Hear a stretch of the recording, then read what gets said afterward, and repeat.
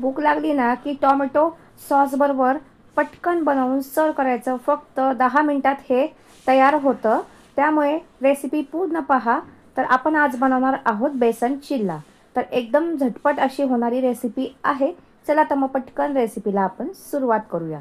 बेसन चिल्ला बनवण्यासाठी इथे पहा, एक मी भांडं घेतलेलं आहे. आता ह्यामध्ये आपल्याला ना जेवढं बेसन चिल्ला बनवायचं आहे ना, त्या अंदाजाने डाळीचं पीठ जे आहे ना, ते अशी चाळणी ठेवून चाळून घ्यायचं. दरवेळेस आहे ना असं पीठ चाळलं ना, मग आपल्याला त्यात आहे ना गाठी गुठळ्या अजिबात तयार होत नाही आणि ते काढण्यासाठी जास्त वेळ लागत नाही. त्यामुळे शक्यतो आहे ना अशा प्रकारे चाळणीने पीठ हे चाळूनच घ्यायचं जेव्हा आपल्याला ह्याचं काही बनवायचं असेल तेव्हा. तुम्हाला भूक लागली ना तर अगदी झटपट असं तुम्ही हे फक्त 10 मिनिटात बनवू शकता आणि खूप छान लागतं. हे टोमॅटो सॉसबरोबर सर्व करा आणि कसं झालं हे मला तुम्ही नक्की कमेंट बॉक्समध्ये कळवा. मग इथे पहा, जेवढं लागतं त्या अंदाजाने मी बेसन पीठ चाळून घेतलेलं आहे. आता आहे ना हे भांडं आहे ना 5 मिनिटं आपण बाजूला ठेवून देऊयात. आणि आपल्याला पहिलं आहे ना कांदा, टोमॅटो, कोथिंबीर आणि हिरवी मिरची जी आहे ना ती कट करून घ्यायची आहे. इथे मी ना एक घेतलेला आहे टोमॅटो, एक कांदा घेतलेला आहे, भरपूर अशी कोथिंबीर घेतलेली आहे आणि 2 हिरवी मिरची घेतलेली आहे. हे जिन्नस जे आपण टाकणार आहोत ना त्याचे प्रमाण तुम्ही तुमच्या आवडीनुसार आहे ना कमी जास्त करू शकता. इथे पहा, एक टोमॅटो मी कापून घेतलेला आहे. त्यानंतर भरपूर अशी कोथिंबीर धुवून कट करून घ्यायची आहे. त्यानंतर आहे ना एक कांदा कापून घ्यायचा आहे अगदी बारीक कट करून. तर शक्यतो ह्यामध्ये जिन्नस आहे ना असे बारीक कट करूनच घालायचे आहेत आपल्याला. ह्यामध्ये तुम्ही जर म्हटलं ना ॲडिशनल तर सिमला मिरची देखील कट करून घेऊ शकता किंवा गाजरही यामध्ये किसून घालू शकता. जेवढं तुम्ही यामध्ये घालाल ना तेवढा हा बेसन चिल्ला आहे ना खाण्यासाठी इतका टेस्टी होतो ना. तर मी बऱ्याच वेळा बनवलेला आहे. आता इथे पहा, इथे मी 2 हिरवी मिरची घेतलेली आहे, ती अगदी बारीक अशी पातळ कट करून घ्यायची आहे. आता पहा, एवढे जे जिन्नस आहे ना ते ना आपल्याला आता आपण जे बेसन पीठ चाळून घेतलं होतं ना भांड्यामध्ये त्यामध्ये घालून घ्यायचे आहेत. आता आपण हे घालून घेतलं ना असं, तर मी डायरेक्ट का बरं घालून घेतलेलं आहे, कारण पीठ आपण चाळून घेतलेलं आहे. त्यामुळे त्यामध्ये गाठी गुठळ्या एवढ्या काही तयार होणार नाहीत. त्यामुळे डायरेक्ट असं पीठ चाळलं ना की त्यामध्ये हे सर्व जिन्नस घालून घ्यायचे.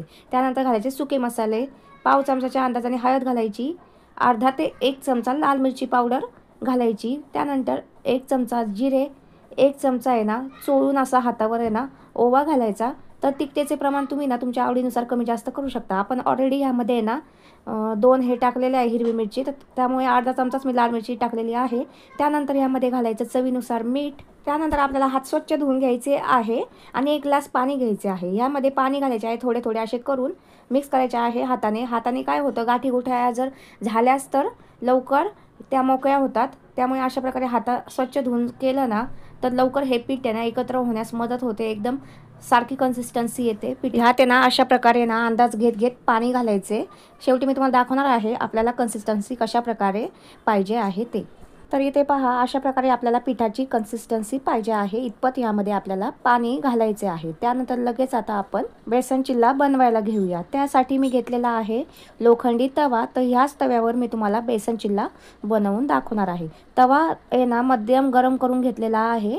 त्यानंतर गॅस बारीक करून ह्याला तेल ग्रीस करून घ्यायचं आणि त्यानंतर आपण ह्यावर आहे ना अशा प्रकारे ना पाण्याचा शिपका मारायचा आहे. पाण्याचा शिपका असं मारलं ना की ह्याला कोटिंग तयार होतं आणि ना जे घावणं आहे ना ते अजिबात ह्याला चिटकत नाही. आता असं हे मारलं ना की लगेच आता आपण हे जे आहे ना मिश्रण जसं तुम्हाला व्हिडिओमध्ये दिसतं ना त्या प्रकारे ह्यावर पसरवून घ्यायचं आहे. तर हे जे बेसन चिल्ला आहे ना थोडेसे जाड तयार होतात. त्यामुळे शक्यतो हे ना मध्यम गॅसपेक्षा कमी गॅसवर भाजायचं आहे. पहिलंच असल्यामुळे आहे ना मी जास्त मोठं हे पसरवलेलं नाही आहे. तर पहा, बाजूने मी आता तेल सोडत आहे. तर आपण हे जे आहे ना ते गॅसची फ्लेम ही मध्यम ते मंदच्या मध्ये ठेवून छान प्रकारे भाजून घेणार आहोत. तर एका साईडने भाजलं ना की आपल्याला हे ना उलटण्याच्या साहाय्याने ना असं थोड्याशा कड्या रिकाम्या करायच्या आहे, कारण पहिलंच घावन आहे त्यामुळे हे चिटकण्याची शक्यता आहे लोखंडी तव्याला.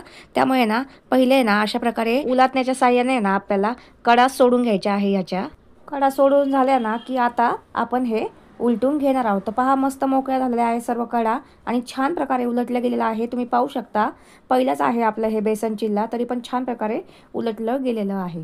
त्यानंतर परत तेल सोडलेलं आहे बाजूनी आणि ना दुसऱ्या साईडनी पहा असं उलटण्याच्या साहाय्याने दाबून दाबून आहे ना भाजून घ्यायचं.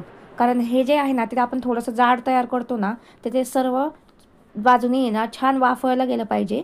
यासाठी असं उलटण्याने दाबायचं सगळीकडून तर मागची ही साईड मी तुम्हाला दाखवणार आहे. पहा, अशा प्रकारे सर्वीकडून छान प्रकारे भाजलं गेलेलं आहे. तर इकडची साईड थोडीशी कच्ची वाटते मला, तर परत मी उलटते आणि त्या ज्या साईड कच्ची वाटते ना तिथं असं दाबायचं छान प्रकारे. तर पहा, मस्त आपला इथे बेसन चिल्ला तयार झालेला आहे पहिलाच. आता ना आपण हे काढून घेऊयात आणि अजून एक मी तुम्हाला बेसन चिल्ला ह्या प्रकारे करून दाखवते. तर परत तेल लावायचं आहे आपल्याला तव्याला, गॅस बारीक केलेला आहे.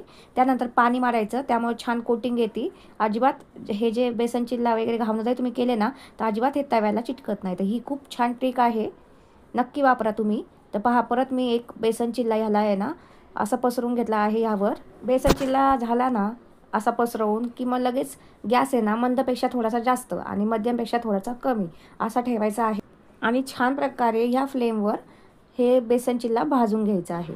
हा वरचा भाग जर सुकला ना त्यानंतर तुम्हाला आहे ना ह्यावर तेल सोडायचं आहे बाजूनी आणि हे उलटून घ्यायचं आहे. आता आहे ना तुम्ही इथे उलटताना पाहू शकता, ह्याच्या ज्या कडा आहे ना ते अजिबात चिकटलेल्या नाही आहे, सहजासहजी रिकाम्या झालेल्या आहेत आणि अगदी सहजासहजी हा बेसन चिल्ला आहे ना तो उलटला गेलेला आहे आणि वरून कशा प्रकारे ह्याला जाळी आलेली आहे तुम्ही पाहू शकता. इतका मस्त हा तयार होतो ना, मला बोलायची पण काही गरज नाही आहे. तुम्ही व्हिडिओमध्ये पाहू शकता की किती मस्त असा जाळीदार हा आपला बेसन चिल्ला झालेला आहे. त्यानंतर परत एकदा बाजूने तेल सोडते आणि आपण खालच्या साईडने भाजून घेणार आहोत. तर अशा प्रकारे दाबायचं आहे उलटण्याने. तर पहा, मस्त खालच्या साईडनेही भाजलेलं आहे. तर पहा, मस्त आपला हा दुसराही बेसन चिल्ला तयार झालेला आहे. हा तुम्ही आहे ना टोमॅटो सॉसबरोबर नक्की सर्व करू शकता. गरम गरम जर म्हटलं ना याची चव इतकी अप्रतिम लागते ना, नक्की एकदा बनवून पहा आणि कसं झालं ना हे मला तुम्ही नक्की कमेंट बॉक्समध्ये कळवा. ही झटपट होणारी रेसिपी तुम्हाला जर आवडली असेल ना तर नक्की माझ्या चॅनलला लगेच सबस्क्राईब करून घ्या. त्याबरोबरच जवळचे बेल आयकॉनही प्रेस करा, जेणेकरून माझे जे व्हिडिओ आहे ना जेव्हा मी पोस्ट करेल ते तुमच्यापर्यंत लगेच पोहोचतील. चला तर मग पटकन सबस्क्राईब करा. भेटूयात आपण पुढच्या व्हिडिओमध्ये. तोपर्यंत धन्यवाद.